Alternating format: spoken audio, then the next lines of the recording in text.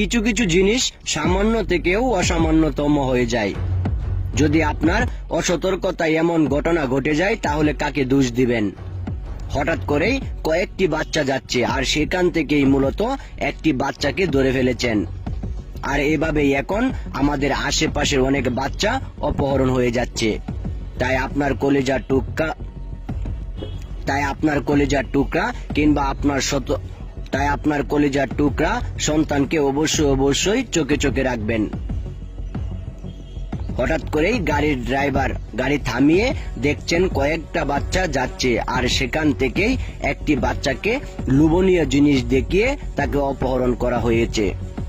অবশ্য বাচ্চাটি বারবার চলে যাওয়ার চেষ্টা করেছেন, কিন্তু তাকে ছাড় দেওয়া হলো না। আর পরক্ষণেই এমন ঘটনা ঘটে গিয়েছে যেখানে সিসিটিভি ফুটেজে দেখা যাচ্ছে বাচ্চাকে খুব সাধারণভাবেই ড্রামে ভরে ফেলেছেন। কেউ কল্পনাও করতে পারবে না এমন ঘটনা ঘটে যায়। এমন একটা ব্যবহার করছেন যেখানে দেখা যাচ্ছে লোকটি নিঃসন্দেহে কোনো কিছু করেনি। বাচ্চাগুলা আবার ফিরে আসছে, কিন্তু বাচ্চাগুলা ফিরে আসলেও সেখান থেকে একটি বাচ্চা এখন অপহরণ হয়ে গিয়েছে, কেউ জানে না। তাই আপনার বাসা যদি রাস্তার পাশে হয় তাহলে অবশ্যই আপনার বাচ্চাকে চোখে চোখে রাখবেন, না হলে আপনার বাচ্চাও এমন ভাবে অপহৃত হয়ে যেতে পারে। যদি এমন ঘটনা ঘটে যায় তাহলে দোষটা আসলে কাকে দিবেন? আপনার অসতর্কতায় এমন ঘটনা ঘটতে পারে। আর এমন লোক এখন রাস্তায় নেমে পড়েছেন, যারা বাচ্চা অপহরণের কাজে নিজেকে ব্যস্ত সময় পার করাচ্ছেন। আর বাচ্চা অপহরণ করে তাদের মুক্তিপণ দাবি, এত লক্ষ টাকা দিলে বাচ্চাকে ছেড়ে দেওয়া হবে। আর এমন ঘটনা এখন আমাদের বাংলাদেশে অহরহই ঘটে যায়। তাই সতর্কতা অবলম্বন করুন।